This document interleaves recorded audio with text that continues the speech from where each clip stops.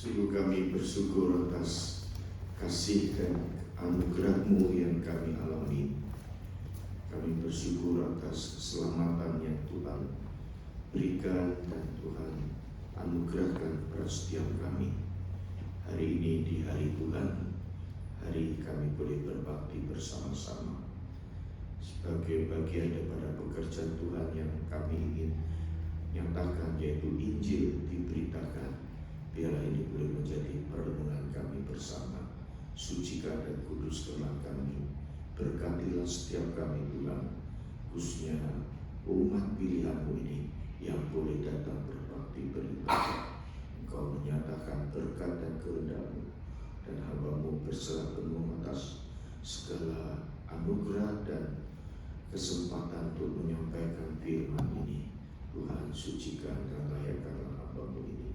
Bersamaan dengan seluruh kami yang mendengarkan, kami rindu menjadi pelaku-pelaku firman. Terima kasih Tuhan, berkati di dalam nama Tuhan Yesus. Doa kami naikkan bersama-sama, katakan amin. Silakan duduk. Shalom. Shalom.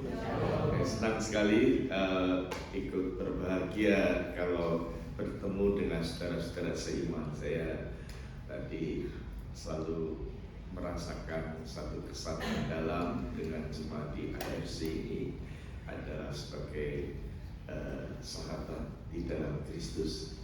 Izinkan saya menyampaikan salam sejahtera dari jemaat Gereja Indonesia Presbyterian Church di Rembik yang saat ini kami setelah pandemi beribadah di Kingswood.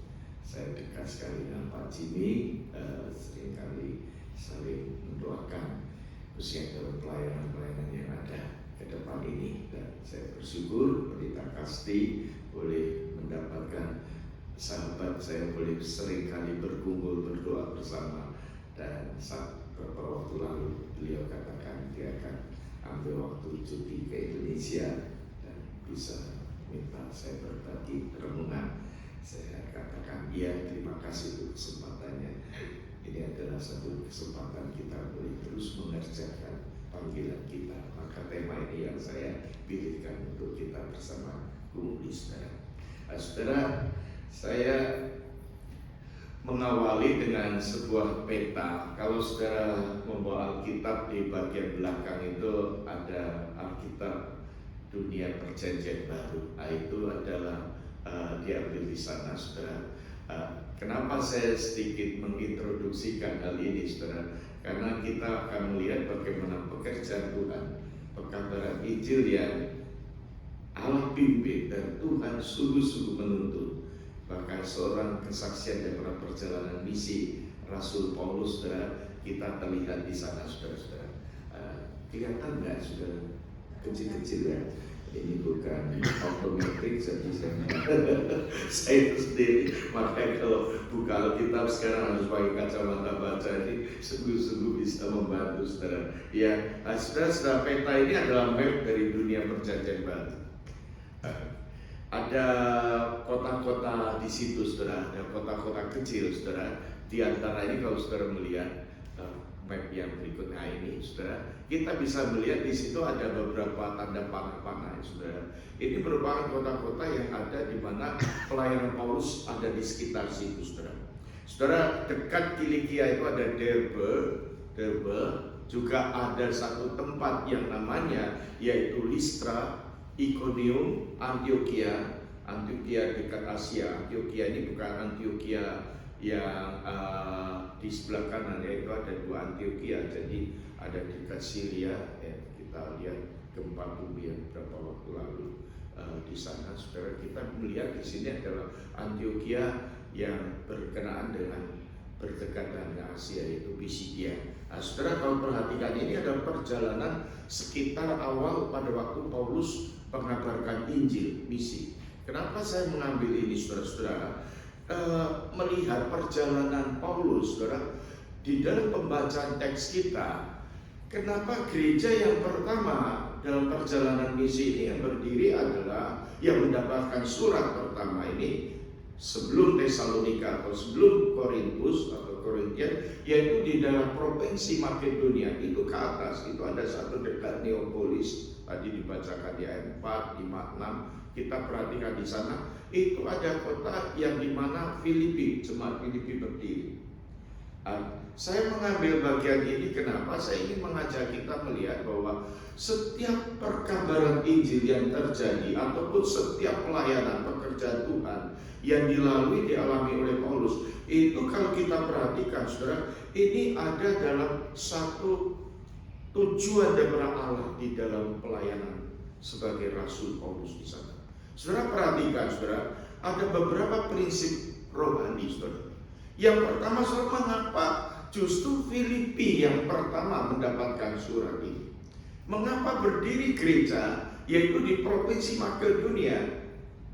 Yang pertama mungkin saudara bisa langsung menebak di sini adalah panggilan daripada Roh Kudus, tuntunan Roh Kudus. Ketika Paulus tidak dipimpin ke daerah-daerah Derbe, Listra dan terus sampai ke Ikonium, tetapi langsung Paulus itu dibawa ke atas dan perjalanan ini nggak dekat loh. Bukan perjalanan yang singkat, yang panjang saudara. Saudara bisa melihat saudara bahwa pimpinan Tuhan di dalam perjalanan seorang hamba Tuhan sekalipun, saudara itu seturut daripada pimpinan Roh Kudus. Amin nggak saudara? Percaya? Gereja berdiri itu karena pimpinan Roh Kudus, berkat karunia Tuhan. IRC berdiri, saya masih ingat tahun berapa ya? 2000 sekian, 2003. Saya ingat sekali waktu itu beberapa pemuda pernah bincang-bincang, share. Saya mengingat itu bukan ada kebetulan, tidak usah ngomong gereja. Saudara ada di Australia kebetulan atau tidak saudara? Kebetulan? No, tidak ada yang kebetulan, betul? Kalau kebetulan, tambah kebetulan, tambah kebetulan, tambah kebetulan, itu betulan. Amin. Nggak ada yang kebetulan. Ada Bapak Ibu yang perjodohannya ada yang lewat 50 tahun. Kemarin saya memimpin satu funeral itu beberapa waktu yang lampau itu, sebelum berpisah nunggu waktu sampai akhirnya anniversary ke 40 tahun. Esok paginya ibu ini berangkat pulang, Tuhan panggil. Saya melihat 40 tahun pun itu berkat Tuhan. Amin. Dia bisa 50 tahun puji Tuhan, 60 tahun puji Tuhan, bahkan seterusnya. Paulus sebagai rasul pun dalam perjalanan perkabaran Injil, Alkitab menyaksikan yaitu di mana ada guidance-nya, ada tuntunannya, saudara. Yaitu pimpinan Roh Kudus, saudara. Tetapi yang kedua, prinsip yang kedua, saudara-saudara, kita harus melihat, saudara, di situ saudara bukan pasif. Rasul itu tidak pasif. Paulus tidak pasif, saudara. Ketika ada jeritan seruan orang-orang Makedonia hari itu, saudara. Saudara-saudara, itu yang disebutkan dengan visi, sebuah penglihatan, saudara. Apakah hari itu penglihatan visi itu matang, saudara? Enggak. Ini harus sungguh-sungguh digumuli, diremas, dikaji sedemikian rupa, sehingga saya ingin sharingkan bagian ini dalam pendahuluan saudara-saudara, bahwa di dalam pimpinan Tuhan, Tuhan mau kita tidak pasif. Paulus bukan orang yang hamba Tuhan yang pasif, tidak. Dia berjuang saudara dalam pimpinan Tuhan. Ketika Tuhan tutup jalan itu, ketika Tuhan tidak bawa ke daerah Asia yang berdekatan dari mana dia berasal, saudara, justru dibawa jauh sampai ke Makedonia, jauh ke atas ke Filipi, saudara. Itu melalui satu perjalanan, melalui satu usaha, melalui satu upaya, bahkan mulai melalui berbagai macam perjuangan demi perjuangan. Setuju kan? Jadi gereja di dalam mengabarkan Injil itu enggak pasif. Walaupun kita sebagai orang reform yang memahami kebenaran bahwa semuanya itulah ketetapan Tuhan, kita memahami adanya satu doktrin yang kita pegang hari ini, yaitu umat pilihan Tuhan ditetapkan, dipilih oleh Tuhan. Tetapi mengabarkan Injil itu bukan sesuatu yang terus otomatis kita karena nggak perlu. Kan sudah ditetapkan semua. Enggak. Ada bagiannya kita, ada bagiannya Paulus untuk meresponi daripada anugerah Tuhan, yaitu Injil tadi, saudara. Maka bagi kita perlu dan penting sekali mengabarkan Injil. Dan kita perlu berbahagia. Ada bagiannya kita. Sebagai umat Allah, sebagai jemaat Tuhan, ada bagiannya. Ini bukan sekonyol-konyol hanya pekerjaan Allah dari langit langsung terjadi di bumi, tidak. Tetapi ingat, senternya, pusatnya nanti yang kita akan pelajari bersama, yaitu pimpinan Tuhan itu harus digumuli bersama. Visi yang didapatkan Paulus sharingkan ke teman-teman. Kemungkinan besar ia membuka dan membawa sampai ke Filipi, Makedonia, yang mengikuti Paulus. Yang jelas di situ adalah Silas dicatat. Tetapi saya melihat di sini, saudara, kalau kita nanti melihat dalam pembelajaran kitab Filipi, ada Timotius nama di sana. Kemungkinan besar Paulus mengajak dan sharing dengan Timotius sebagai anak rohaninya. Dan saya meyakini Kisah Para Rasul yang ditulis oleh Lukas, Dr. Lukas, kemungkinan besar dia menjadi saksi mata yang ikut terlibat di dalam pendirian jemaat ini, di dalam perjalanan misi. Bukan dia teori saja, tulis buku, dan dia menjadi saksi mata. Melihat bagaimana pergumulan visi itu digodok sedemikian rupa, penglihatan jeritan seruan Makedonia itu sungguh-sungguh digumuli bersama-sama, sehingga kita bisa melihat Tuhan memberikan satu tuntunan yang semakin jelas. Dikonformasikan dengan teman-teman, saudara dan saya, kita ini sebagai bagian tubuh Kristus, kita tidak terlepas satu dengan yang lainnya, saudara. Mungkin visi itu diberikan langsung kepada Paulus, tetapi Paulus pun ingin menguji. Ini adalah sesuatu berdirinya jemaat. Kalau Paulus pada waktu secara individu dia melihat penglihatan pada waktu Yesus menampakkan diri, perjalanan dia ke Damsyik, secara pribadi dia mengalami, tetapi penglihatan di cerita Makedonia itu disiarkan, digumuli bersama-sama. Paulus ingin mendapatkan konfirmasi dari teman-teman. Apakah ini betul? Apakah ini harus kita lakukan? Jadi tidak membangun pekerjaan Tuhan bersama-sama, saudara. Itu kita itu perlu kerjasama, saudara, satu dengan yang lain. Itu seperti parasol, ditata sama-sama. Saudara, menjalani perlayanan bersama-sama dalam pekabaran Injil ini, saya mengajak saudara sebagai bagian dari konteks kehidupan gereja. Gereja, jemaat tubuh Kristus. Nah, kita sekarang melihat saudara bagaimana kesaksian daripada pelayanan jemaat yang ada di sana. Bagaimana Paulus bisa mengabarkan Injil? Apa dalam pengkabaran Injil itu? Ada 3 hal yang saya ingin bersama-sama kita sharing dan berpikir bersama. Yang pertama, saudara-saudara, secara singkat kita melihat, saudara, siapa yang mendapatkan ataupun siapa yang mendengarkan Injil. Siapa audiensnya? Paulus harus tahu siapa dia, saudara. Yang Alkitab catat di bagian ini, saudara, bagaimana seorang itu dapat percaya kepada Yesus di dalam Kristus. Saudara dan saya sama saja, kita itu percaya Tuhan itu, coba kita ingat kenang-kenangan kita yang indah itu. Bagaimana saudara dan saya bisa menjadi anak Tuhan? Oh, banyak cerita, pasti banyak kesaksian. Amin, amin, amin. Bersaksi yang dikatakan Alkitab itu cuma satu tugasnya, menyatakan apa yang kita alami. Saksi di pengadilan itu hanya ngomong satu, aku lihat, aku dengar, aku alami. Betul? Jadi bersaksi gak susah sebenarnya. Amin, amin. Setuju? Gak susah. Saya jadi orang Kristen itu agak unik, karena papa mama saya itu Konghucu, opa oma saya itu apalagi. Jadi kalau saya pulang kampung ke Magelang itu banyak tetangga, kok bisa ya jadi pendeta? Papa mama itu sama sekali bukan orang Kristen. Tapi bagaimanapun juga saya melihat Tuhan memberi anugerah. Rumah kami itu belakangnya sekolah. GKI Magelang itu punya sekolah dari TK, SD, SMP, SMA. Saya masuk di SD. Saya nggak menyangka di situ Tuhan tangkap saya. Papa mama saya ini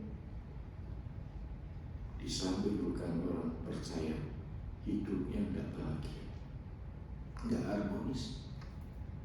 Saya itu korban daripada keluarga yang nggak harmonis. Tapi ada guru-guru suamiku yang mengasihi. Ya, paling tidak diperhatikan, didoakan. Pendetanya boksunya sekarang ada di Singapura, itu boksu saya. Dan kalau saya doa nangis itu dia pegang bilang, sudah, Tuhan Yesus mengasihi kamu. Itu malah kaget. Tapi gak ngerti Yesus itu kayak apa, bagaimana. Alkitab gak tahu, buta sama sekali. Seturut dengan pelayanan bimbingan melalui di kelas-kelas sekolah minggu di masa remaja, Injil itu mulai bertumbuh. Sampai di SMA saya punya kelompok teman yang rajin sekali PA. Dan saya salah satu teman dekat saya dari yang mau khotbah di camp nanti itu Paulus.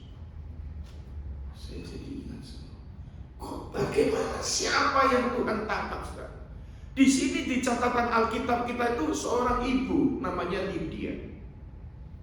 Lydia ini ditangkap, saudara. Artinya Tuhan tangkap Lydia. Siapa Lydia, saudara?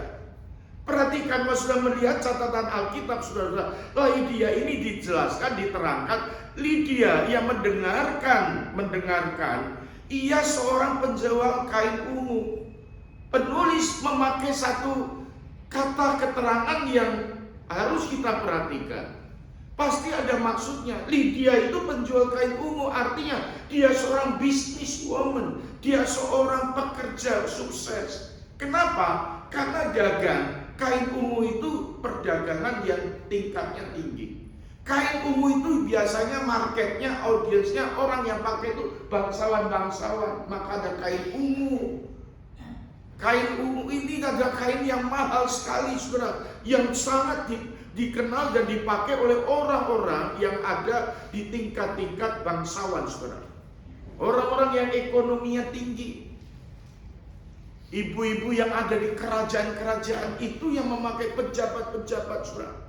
Dan dikatakan, saudara-saudara, dia berasal dari Tiatira. Kota Tiatira itu kota industri kain yang sangat canggih, sangat tinggi, punya alat-alat yang begitu lengkap, saudara. Pasti penulis kepada Kisah Para Rasul ini punya maksud untuk menjelaskan siapa Lydia sebenarnya.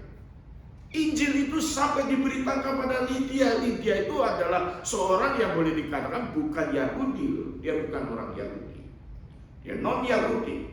Tetapi ditemui oleh Rasul Paulus di mana, saudara? Di rumah, di bait suci, di sinagoge. Saudara, jadi kota Filipi itu sudah terdiri dari tempat-tempat, dan sinagoge itu berada di luar pintu gerbang. Di situ ada sebuah sungai yang panjang melintasi sana. Sinagoge ada di tepi situ. Dan Paulus berjumpa mereka di rumah, di sinagoge. Dan saudara, dari keterangan ini kita melihat, saudara, bahwa Lydia adalah seorang yang sedang rindu mencari Tuhan. Betul kan? Di sinagoge. Paulus gak pergi ke pasar, gak pergi ke mall, gak pergi ke bioskop, gak di hari itu. Dia pergi ke tempat di mana orang sedang mencari Allah, orang sedang mencari, merindukan keselamatan, saudara. Dan saudara harus akui, saudara, pemahaman kepercayaan Yudaism bagi orang Yahudi itu sangat kuat sekali di dalam teologi monotheism. Yang mereka mengenal Tuhan itu esa. Saudara bisa bayangkan, saudara, di dalam kepercayaan Yunani hari itu banyak dewa-dewa yang disembah oleh mereka itu dewa A, dewa B, dewa C, dewa D, itu perang, saudara. Saudara bayangkan, peperangan itu saja sudah bisa menunjukkan ada satu hal, saudara, tidak ada kedamaian.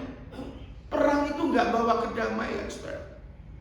Kita bisa membayangkan di dalam kerinduan seorang yang sedang mencari Tuhan di antara dewa-dewa yang ada. Dia pergi, dan saya melihat saudara, pengajaran daripada Yudaisme yang mengajarkan akan kepercayaan melalui hukum Taurat. Ini pun tidak membawakan kedamaian. Dan pada waktu Injil, grace anugerah itu menyentuh hati dia, disitulah Injil bekerja. Amin. Amin. Saudara perhatikan ayat-ayat ini penting sekali bagi kita. Bagaimana dia bisa percaya setelah? Siapa dia? Bagaimana dia bisa percaya? Ia mendengarkan apa yang disampaikan oleh Paulus. Saya pikir, saya renungkan, Lydia ini bukan wanita bodoh. Karena dia orang yang usahawan yang sukses, pasti intelektualnya minimal baik sekali. Dia belajar membandingkan kepercayaan-kepercayaan yang ada sampai ke bait suci. Dia ingin mencari Allah. Boleh dikatakan ini adalah seorang yang sungguh-sungguh ingin mencari kebenaran, seeking terus, dia cari terus. Paulus rasul yang luar biasa. Dia wise sekali dia mengabarkan Injil. Kalau saudara pelajari Alkitab, Paulus itu ahli pidato, ahli mengajar, ahli apologetika. Dia luar biasa.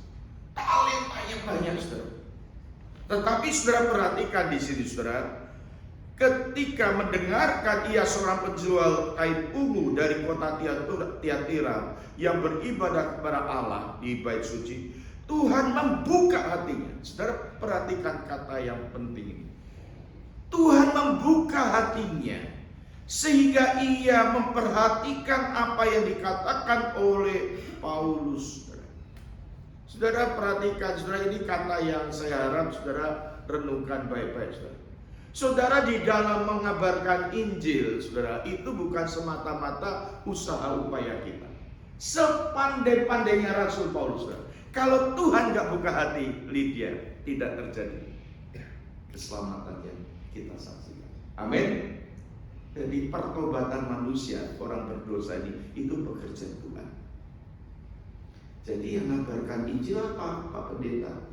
Kita itu alat, corong, alat, instrumen. Sepenuhnya itu Allah yang membuka hati manusia, saudara. Di dalam pemberitaan Injil, saudara, bagaimana seorang itu bisa percaya, saudara. Paulus ketika memberitakan Injil, saudara, mungkin dengan cara Bible study, bersama-sama buka Alkitab, mungkin menceramai, mungkin mengadakan seminar, mungkin mengadakan KKR, mungkin mengajar, mungkin juga berkhotbah secara luar biasa. Tetapi dasarnya itu semua pekerjaan Tuhan yang harus kita pandang, saudara. Sehingga kalau kita perhatikan di sini, Allah yang membuka hati manusia. Pada saat Allah membuka hati manusia, baru dia bisa percaya. Artinya kalau tidak ada intervensi Tuhan, seseorang tidak mungkin dapat percaya kepada Tuhan. Setuju gak? Sangat setuju. Pasal 13 ayat 48 Kisah Para Rasul. Saudara perhatikan Kisah Para Rasul 13 ayat 48. Mendengar itu bergembiralah semua orang yang tidak mengenal Allah, dan mereka memuliakan firman Tuhan. Dan semua orang yang ditentukan Allah untuk hidup yang kekal menjadi percaya. Saudara jangan dibalik kalimatnya. Orang yang percaya ditentukan untuk hidup kekal. Enggak, ini kalimatnya adalah ditentukan Allah untuk hidup kekal, maka dia menjadi percaya. Setuju? Kita sudah dapat poinnya satu di sini, saudara. Sehingga kita bisa membuka hati kita, saudara-saudara. Kita bisa berkata, Tuhan, aku percaya kepadamu. Aku ada di tempat ini. Ini semua semata-mata ada anugerah Tuhan. Setuju? Amin. Tuhan tuh pilih kita. Ya, kalau kita perhatikan perjalanan Paulus itu, Panjang sekali. Sehingga ada satu poin yang dikatakan, aku dipilih, aku ditetapkan oleh Tuhan. Tetapi kadang-kadang dari ini menghambat dalam pengabaran Injil. Kok gitu? Gak usah ngabarkan Injil, kan sudah ada yang ditetapkan kok. Itu adalah pengalaman Paulus, bukan sebagai starting point poinnya di sana. Tetapi ketika Paulus sudah jalan perjalanan sekian lama, terus dia noleh ke belakang. Oh Tuhan, semua adalah anugerah. Aku bisa sampai hari di sini. Aku hari ini bisa percaya kepada Tuhan. Itu semata-mata karena kasih-Mu Tuhan. Aku manusia berdosa, enggak layak. Tapi Tuhan layakkan. Bahkan pakai dia menjadi pembantu. Amin. Saudara, ditentukan Allah untuk hidup kekal, menjadi percaya. Allah menetapkan seorang untuk hidup percaya kepada Allah. Untuk menjadi orang-orang Kristen hari ini, itu anugerah Tuhan. Dan Lydia, saudara-saudara, Lydia itu menjadi percaya di dalam Kristus. Terus apa? Siapa, bagaimana, so what? Terus lanjutannya apa? Kalau kita sebagai orang percaya, kita sudah diselamatkan, lanjutannya apa?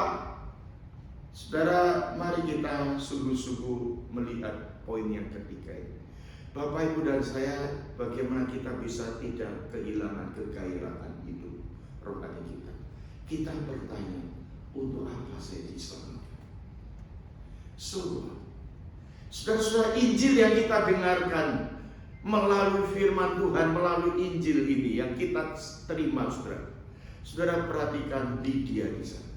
Ayat yang ke-13, ayat yang ke-14, saudara perhatikan di dalam pasal yang ke-16 tadi. Saudara dikatakan di sana, yaitu disebutkan sesudah ia dibaptis bersama-sama seisi rumahnya, ia mengajak kami, katanya, jika kamu berpendapat bahwa aku sungguh-sungguh percaya kepada Tuhan, marilah menumpang di rumahku. Ia mendesak sampai kami menerima. Lydia menarik sekali di sini. Setelah dia percaya Tuhan, setelah dia menemukan anugerah itu, setelah dia menerima anugerah ini yang diberikan, saudara apa? Seisi rumahnya menjadi percaya. Saya menduga Lydia punya suami, suaminya dibawa. Lydia punya istri, Lydia punya anak-anak, dibawa anak-anaknya. Mereka satu keluarga membawa dia pada Kristus. Dan kemungkinan besar juga ada pelayan-pelayan. Dia seorang yang kaya, dia punya budak-budak, dia bawa juga. Dikatakan dibaptis bersama-sama seisi rumahnya. Dan dikatakan ia mengajak kami. Dia mengajak kami ke rumahnya. Rumahnya dibuka. Rumahnya ada persekutuan. Rumahnya ada tempat pertemuan doa. Menjadi tempat center pelayanan. Saudara, indah sekali. Setelah dia percaya kepada Tuhan, dia membuka hidupnya untuk melayani Tuhan.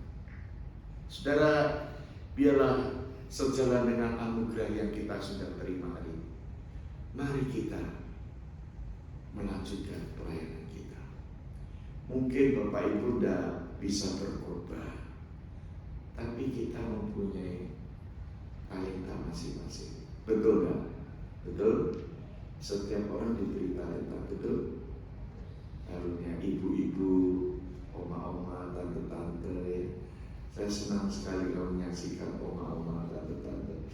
Saya masih punya mama sampai usia 80-an. Saya kalau pulang gitu, waktu masih usia 60-70 itu produksinya banyak. Dia itu pandai mengayang tuh, buat salib. Jadi suka bawa ke sini. Jadi kalau ada orang ulang tahun tak kasih. Itu yang buat mama gratis. Nanti itu dia aneh macam gitu. Dari apa benda terus nanti ada permata apa digandeng-gandeng itu jadi salib. Wah, indah sekali. Saya kalau lihat satu salib, dua salib gitu di rumah saya, jadi ingat mama. Kelihatannya sederhana ya, tapi salib itu membawa kesaksian banget. Sampai ada satu ketika saya berkunjung ke satu nursing home, ketika ibu ini, tante ini Tuhan bawa pulang. Di ruang kamar nursing home itu salib yang pernah saya titipkan bawa ke sana masih ada, ditempel di tembok gitu loh. Dan di bawahnya ditulis, "Thank you Bro Sujoni." Saya kira itu terusnya udah 10 tahun lebih sudah. Masih ada salib di situ, awet. Menjadi kenangan. Dan saya percaya sekali pekerjaan Tuhan bukan sekedar kenang-kenang. Itu menjadi satu realita. Kita boleh percaya pada Tuhan. Roh Kudus bekerja dalam hati kita. Mari kita buka hati, buka rumah kita, buka kehidupan kita menjadi pelayan-pelayan Tuhan. Sehingga ministry kita, pelayanan kita sesuai dengan karunia yang Tuhan berikan, kita boleh alami bersama. Pekabaran Injil itu luas, saudara-saudara. Mungkin ada seorang bapak ini berapa waktu lalu Tuhan panggil juga. Saya ingat sekali dia waktu sebelum pandemi kami ada persekutuan lansia. Dia itu suka jemputin teman-temannya bawa ke persekutuan. Setelah berapa waktu kemudian pandemi terjadi, dia sedih sekali. "Pak Joni, saya nggak bisa ke gereja jemput Cihasibu. Gak apa-apa, ikut online aja, ajak mereka sebarkan YouTube ini." Sekarang pandemi udah lewat, saya ketemu dia, tubuhnya semakin lemah, usianya semakin lanjut, 90 tahun sekian. Tuhan bawa pulang, tapi saya lihat sampai akhir hidupnya damai itu boleh saya saksikan. Seorang yang hidup di dalam Injil ada damai sejahtera, seperti lagu yang tadi kita nyanyikan. Ada sukacita, saudara. Dan saya yakin Lydia mewakili sekelompok semacam orang yang mempunyai pergumulan di tingkat-tingkat tertentu. Dia sudah menemukan Tuhan. Tetapi perhatikan, Paulus juga melayani orang macam yang kedua di sini. Penulis Injil Lukas, Kisah Rasul Lukas di sini mencatat, saudara, ayat 16 sampai 18. Kalau saudara perhatikan di situ, siapa yang mendapatkan kesempatan Injil yang Tuhan berikan melalui Paulus di sini? Yaitu seorang perempuan budak. Seorang budak perempuan, saudara. Siapa perempuan ini, saudara? Kau perhatikan ayat yang ke-16. Ketika kami pergi ke tempat sembahyang, kami bertemu dengan seorang hamba perempuan yang mempunyai roh tenung. Dengan tenungan-tenungannya tuan-tuannya memperoleh penghasilan besar. Ia mengikuti Paulus dari belakang sambil berseru, "Orang-orang ini adalah hamba Allah yang Maha Tinggi. Mereka memberitakan kepadamu jalan kepada keselamatan."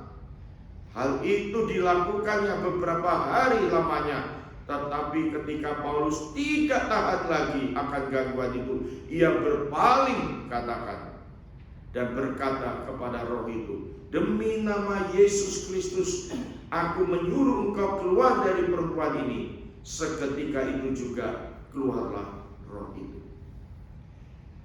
Lukas mencatat macam orang yang kedua yang kita saksikan di sini adalah seorang perempuan budak yang boleh dikatakan dirasuk oleh roh tenung, saudara. Saudara bisa membayangkan, saudara, roh tenung pada zaman itu, saudara, di dalam banyak tradisi Yunani, saudara bisa melihat bagaimana berbagai macam roh-roh yang ada, termasuk roh tenung yang dimasukkan di sini adalah roh piton yang dianggap dapat melindungi, saudara. Jadi kalau sudah perhatikan, saudara, banyak orang dari budaya pada waktu itu, tradisi kehidupan zaman itu, maupun dalam kehidupan keagamaan mereka, saudara, roh tenung itu cukup laris. Apalagi di dalam hal meramal. Orang yang sedang mencari karier, orang yang sedang mencari jodoh, orang yang ingin tahu masa depan, dia perginya ke roh tenung itu. Orang-orang yang mempunyai roh tenung itu, diantaranya perempuan ini. Perempuan budak ini dieksploitasi oleh setan Maka Paulus tengking dia. Dan kedua, ini dipakai oleh para tuan-tuan untuk mencari keuntungan, untuk mendapatkan uang, saudara. Maka ketika perempuan ini dipulihkan, penghasilan tuan-tuan itu hilang, tuan-tuan itu marah. Ayat yang ke-19, tangkap Paulus. Saudara bisa memperhatikan, saudara, betapa menderitanya wanita ini, perempuan. Tapi Tuhan juga jamah dia. Tuhan bukan hanya menjamah kaum intelektual, kaum bisnismen, kaum orang yang ekonominya sosialnya tinggi, tetapi budak Tuhan pun perhatikan. Tuhan mengasihi, Tuhan membawa dia. Seorang yang dirasuk setan, ditengking. Mungkin kita bertanya, ada kalimat yang diungkapkan oleh wanita ini kan benar. Wanita ini satu ketika ikuti Paulus. Paulus ini dia, kalau orang-orang ini wanita ini berkata ini orang benar, dikatakan di situ. Di situ dikatakan orang ini ada hamba Allah yang maha tinggi. Mereka memberitakan kepadamu jalan keselamatan. Tapi Paulus kok tengking dia kan kalimat yang betul. Kenapa? Ini perkataan setan, tipuan adanya. Saudara perhatikan satu ungkapan dari Yesaya. Saudara perhatikan Yesaya 14 ayat 14, saudara perhatikan. Itu ada ungkapan dari si iblis, si setan, Lucifer. Aku hendak naik mengatasi ketinggian awan-awan, hendak menyamai yang maha tinggi. Saudara perhatikan. Kata-kata wanita budak ini, Paulus tahu.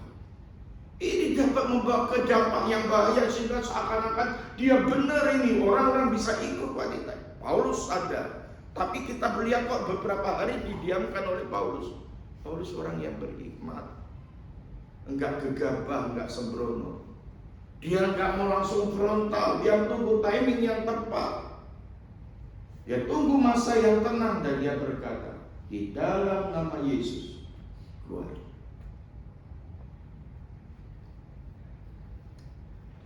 Mengabarkan Injil bisa seperti bertemu dengan wanita budak itu, betul? Ya, di sini nggak banyak setan ya. Orang Australia nggak ada. Coba bilang, saudara aku pergi ke mana itu, ke City, ke tempat mana itu, kasino. Setan-setan di abad modern postmodern ini tidak ada. Kalau di Indonesia kan menjelek-jelek wajahnya. Saya bawa mission trip ke Gunung Merapi yang sedang berabu lagi hari yang sekarang. Itu berapa waktu lalu kami meletus. Setelah selesai kami bawa rombongan ke sana dari sini. Wah, sampai sana nginep di gunung kan, di perbukitan dan perumahan kami. Saya bawa anak-anak muda banyak yang bahasa Inggris. Gak percaya setan itu. Jadi ada atraksi yang namanya kuda lumping juga. Kuda lumping itu kan kalau orang itu makan beling, makan kacang gitu.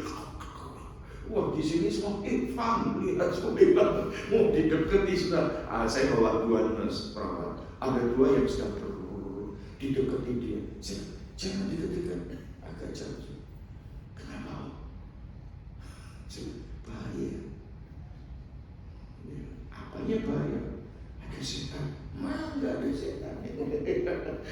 Kerotunung itu kan ditengin sama Paulus ya. Kita ngijil itu tidak usah musir-musir setan terus ya kan. Nah, itu maksudnya di sini. Saya punya teman tuh sekarang penginjilan hebat, tapi ngusir setan terus. Saya pernah nanya, kok diusir? Iya, ini gudang banyak setan diusir. Terus kemana? Kamu usir dia kemana? Ke tetangganya. Waduh, kan tiap hari saya suruh goda-goda setan ke tetangga-tetangga. Kapan selesainya ya kan? Setan banyak, sudah. Setan tidak usah. Yang penting Injil diberitakan. Amin. Orang yang sudah ada Tuhan, setan nggak berani.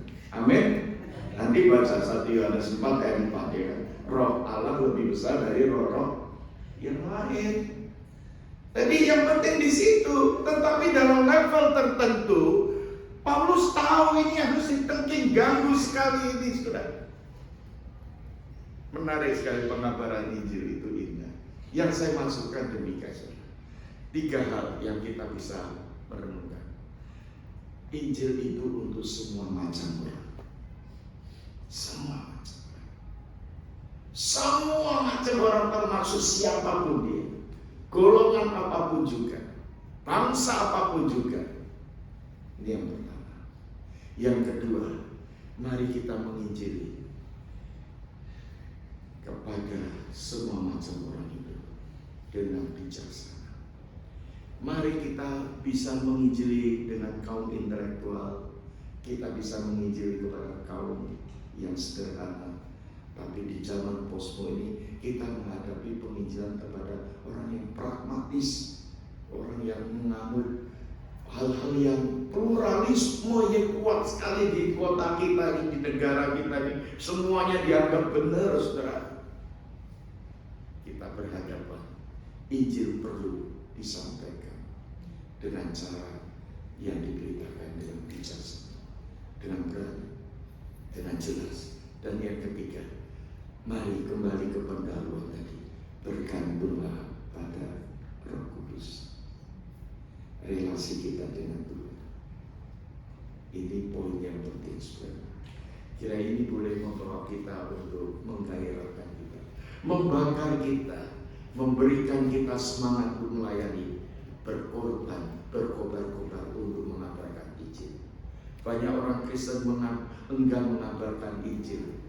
Kenapa? Alasannya misalnya, aku tidak pandai bicara, aku tidak tahu banyak firman Tuhan, aku tidak bisa menjawab kalau itu pertanyaan yang sulit. Saudara, yang dipanggil untuk jadi saksi itu sederhana, saya katakan tadi. Mari kita menceritakan, kita saksi-saksi, kita memberitakan kesaksian yang kita alami first hand di tangan pertama itu. Itulah sebuah saksi. Saya yakin kita yang pernah mengalami kasih Tuhan, jamahan Tuhan, anugerah Tuhan, mengalami pemeliharaan Tuhan, itulah yang bisa kita ceritakan, yang bisa saudara dan saya sampaikan. Tuhan bekerja dalam diri kita, dan sisanya itu pekerjaan Tuhan, karya Tuhan. Seorang yang bisa bertobat itu pekerjaan Tuhan, pekerjaan Roh Kudus.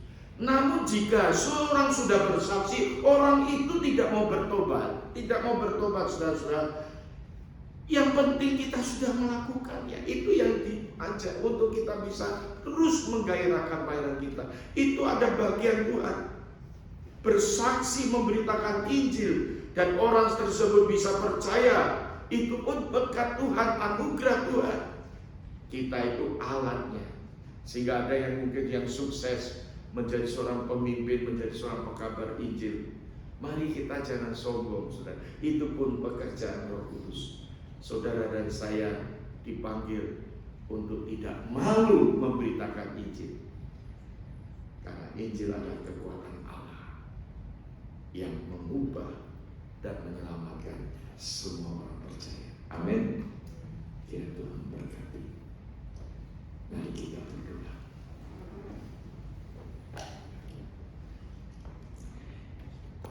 Ya Bapa di surga, kami sangat bersyukur atas kasih-Mu Tuhan, keselamatan-Mu. Tetapi biarlah kami tidak berhenti di situ. Ajak kami untuk terus melanjutkan sebagai murid-murid Yesus yang bersaksi. Berkatilah jemaat ARC, berkatilah para penatua, para pemimpin, para guru-guru sekolah minggu, bahkan pengurus dan jemaat. Khususnya untuk gembala kami, Pendeta Kastiko.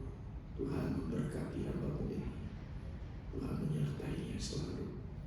Tuhan, terima kasih untuk kesempatan kami bersama-sama merenungkan firman. Kami serahkan di dalam tangan Tuhan kehidupan kami, kesehatan kami, kerohanian kami, pekerjaan kami, studi kami, bahkan masa depan kami. Tuhan, terima kasih. Hanya terpujilah nama-Mu saja. Di dalam nama Tuhan Yesus kami berdoa bersama-sama, katakan amin. Saya serahkan kepada